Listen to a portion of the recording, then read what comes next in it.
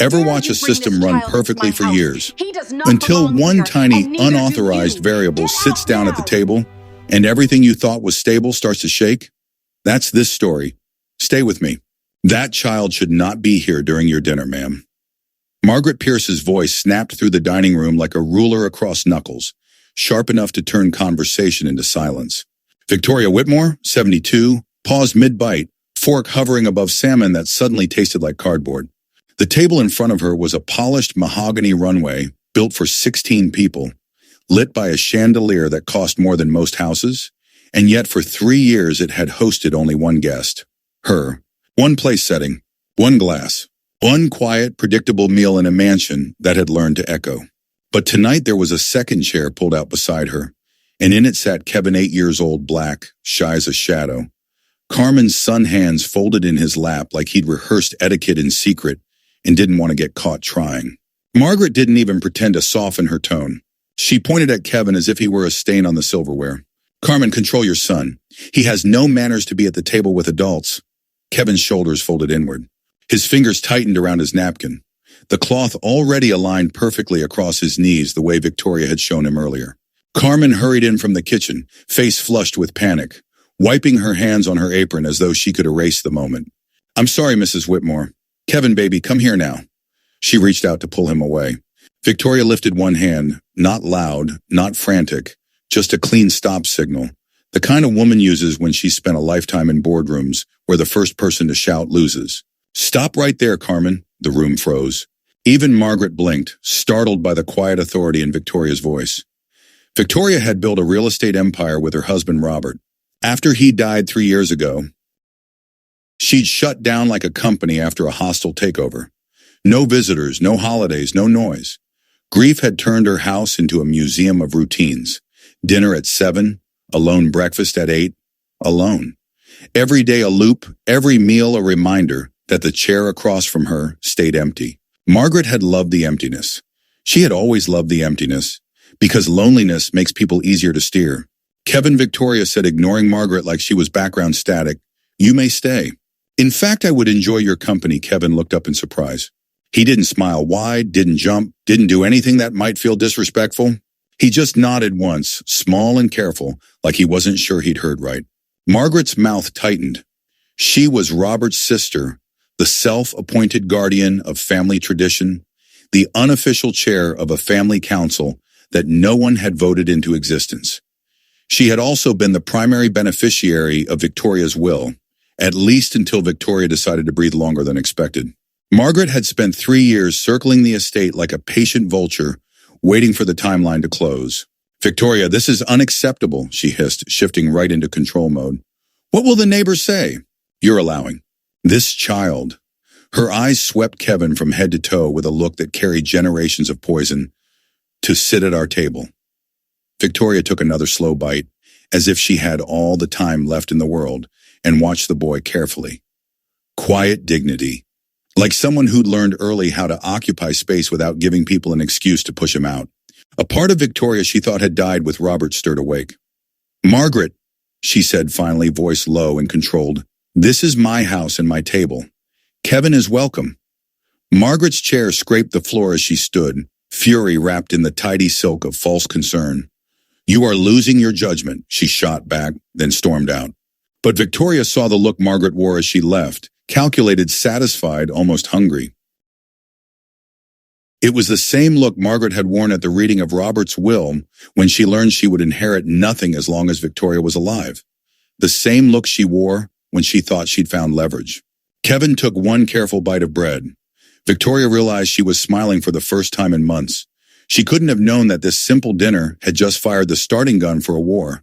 3 days later, the war arrived on wheels. Margaret returned to the mansion in broad daylight with a brown leather briefcase in one hand and devastation in her eyes. She wasn't alone. David Wellington, the family lawyer for 2 decades, followed her in with a solemn face that didn't match the expensive suit he wore. They carried themselves like people walking into a house they assumed they already owned. "Victoria, we need to talk," Margaret announced, dropping into a velvet armchair, as if she were taking her rightful seat on a throne. "About this inappropriate situation you're allowing." Victoria didn't look up right away. She was embroidering in the sunroom, a habit she'd picked up in the quiet years after Robert's death. Because stitching gave her hands a job when her mind didn't know where to go, Kevin sat in the corner playing with wooden blocks she'd given him, arranging them into bridges and towers with the kind of methodical curiosity that made Victoria think of old blueprint sessions with Robert. Carmen quietly dusted the bookshelf, posture tense. David cleared his throat like a man stepping onto thin ice. Mrs. Whitmore, Margaret has asked me to bring certain legal interpretations to your attention. If it were alleged that you are not maintaining— He stumbled here, embarrassed by the words the family's traditional standards. Then certain clauses of your will could be questioned, especially if there are claims of undue influence. Victoria set her embroidery down gently. Interesting how you care about tradition now, she said coolly, considering you barely visited when Robert was alive. Margaret slammed her fist onto the coffee table to reset dominance. How dare you? Robert trusted me to look after the family estate after his death. That includes ensuring you maintain the dignity of this house. A block rolled from Kevin's pile and tapped softly against the marble. Margaret turned her head toward the sound like a snake-tracking movement. You see, she snapped. He can't even play quietly. This child is turning this respectable house into a slum daycare center. Carmen's hands clenched at her sides. My son isn't bothering anyone. Your son, Margaret repeated, dripping venom on the word, shouldn't be in the same room as us. You're confusing temporary kindness with permanent rights. Victoria watched Margaret's face and felt something cold settle into focus. She'd known that expression since childhood. Margaret wasn't defending values. She was defending a pipeline feeding directly into Victoria's fortune. Kevin wasn't a problem because he was loud or messy. He was a problem because he existed in a position Margaret didn't control David, Victoria said, turning to the lawyer. Do you genuinely believe there's legal basis to question how I run my household? David hesitated. Precedents exist if there are believable allegations of incapacity or undue influence. Incapacity, Victoria let a dry laugh slip out. From an 8-year-old, Carmen exploded. That's a lie. I've worked honestly here 2 years. I've never asked for anything but my salary.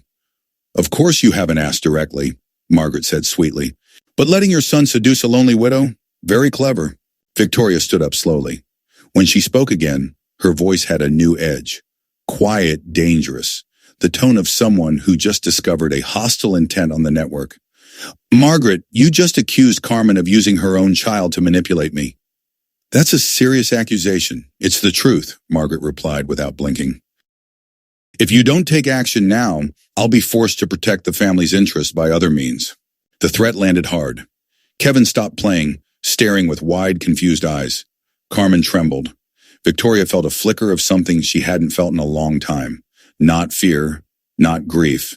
The old pleasure of battle. The trust is now Margaret had just revealed her objective too clearly, too early. Outrage. Classic greedy actor mistake, showing your hand before the system is under your control. Other means, Victoria repeated softly. How exactly? Margaret lifted her chin. There are institutions that specialize in caring for elderly people, making inappropriate decisions due to isolation. So there it was. Not subtle now. A forced commitment, a manufactured incompetency claim. Margaret was trying to flip Victoria from decision-maker to asset. Victoria smiled faintly, and that smile didn't reach her eyes. I see. So you want me declared incompetent because I had dinner with a child? If necessary, Margaret said flatly. That night, Victoria sat in her private office for hours, pulling open drawers she hadn't touched since Robert died. Carmen brought tea and hovered at the door. Ma'am, are you all right? Victoria studied her. Honest face, tired eyes. A woman who had kept Victoria's life running when Victoria had stopped caring if it did. Carmen, she said, tell me about Margaret. What have you observed? Carmen hesitated. She asked a lot about your routines, your medications, your memory. She asked Mr. David when you'd be signing new will papers. She seemed anxious. Victoria nodded slowly. Thank you. Margaret had been collecting data points, building a narrative. She'd underestimated one thing. Victoria, even in grief, hadn't forgotten how to fight. The next morning, Victoria called Jonathan Myers, the private investigator Robert had used years ago when competitors tried to sabotage their projects. Jonathan was discreet the way a good diagnostic suite is discreet. He quietly finds what's wrong before anyone else knows a problem exists. Mrs. Whitmore, he said on the phone, surprised to hear from her after years. What can I do? I need you to investigate Margaret Pierce, Victoria said. Finances for the last 5 years, attempts to influence doctors or lawyers, anything indicating a plan to challenge my capacity. Understood. While Jonathan dug in, Margaret was already moving. That afternoon, she met Dr. Harrison Mitchell, a psychiatrist known for flexible ethics when the paycheck cleared. Over coffee in his private office, she spun her story like it was a diagnosis waiting to happen. My sister-in-law is attached to the housekeeper's child, she said with practiced sorrow. She's making irrational decisions. I fear she's being manipulated. She's talking about changing her will. Mitchell nodded, pen scratching. For the right amount, he'd diagnose a toaster. Signs of early dementia, he murmured, or undue influence. I'd need an in-person evaluation. Margaret smiled. That can be arranged. Patricia listened, then leaned back. Mrs. Whitmore, you're organized, lucid, financially consistent. They can try, but they won't win unless they manufacture evidence. And if they use a corrupt doctor? Patricia's eyes sharpened. Then we stop pretending this is family drama and treat it like a felony conspiracy. False medical reports, coercion, fraud, those are criminal. If you want war, we can give them war. By nightfall, Jonathan called with the first payload. You were right. Margaret is in major financial trouble. Lost over $200,000 in speculative investments. She hired a firm last year known for declaring widows incompetent. She's already spreading rumors about your mental health. Victoria felt the anger click into place like a breaker resetting. Keep going, she said, especially doctors. Friday morning arrived exactly 1 week after Margaret's threat. Victoria was in the kitchen serving Kevin pancakes, laughing softly when he drizzled syrup into a smiley face. Carmen poured orange juice. The doorbell rang. Carmen peeked through the window and went pale. Ma'am, 3 cars, Margaret, David, a doctor, and paramedics with a stretcher. Kevin's eyes widened. Are they here for you? Victoria kissed his forehead. I'm perfectly fine, sweetheart. In fact, I've never been better. Margaret came in without waiting, leading David, Dr. Mitchell, and 2 awkward paramedics who looked like they'd rather be anywhere else. Victoria, Margaret declared, voice theatrical. The time has come for proper care. Doctor, explain. Mitchell stepped forward, clipboard raised like a shield. Ms. Whitmore, based on reports of erratic behavior and inappropriate decisions, I believe you're a danger to yourself. You need immediate hospitalization for evaluation. Victoria tilted her head. Interesting. She picked up a tablet from the coffee table. Doctor, say that again clearly. Victoria tapped play. From the tablet came Mitchell's own voice, recorded cleanly. For $5,000 cash, I'd diagnose almost anything. We could frame early dementia or undue influence. Jonathan Myers is very efficient, Victoria said pleasantly. He was in the waiting room as a patient last Tuesday. You spoke too loudly. Margaret snapped out of shock into rage. That recording is illegal. Victoria laughed, a sharp, amused sound. Margaret, I built an empire. Do you really think I don't know recording law? He didn't record you. He recorded Mitchell describing crimes to another client. Public waiting area. No expectation of privacy. Admissible. Now Margaret's own voice filled the room. If we get her committed for 72 hours, we can challenge her will and freeze assets. Carmen gasped. Kevin clutched her hand. Victoria turned to David, calm as a merger closing. David, would you like to explain your role? Or should I play the call where you discuss forging supporting documents? Victoria checked her watch like she'd scheduled this. They're already on the way, along with the medical board. And Margaret, I also sent your financial inconsistencies to the IRS. Jonathan found enough to keep auditors busy for years. Margaret collapsed into the armchair, sweat blooming at her temples. How did you made the classic greedy mistake, Victoria said softly. You assumed loneliness meant weakness. You assumed age meant confusion. You assumed prejudice would scare me into compliance, but you forgot who I am.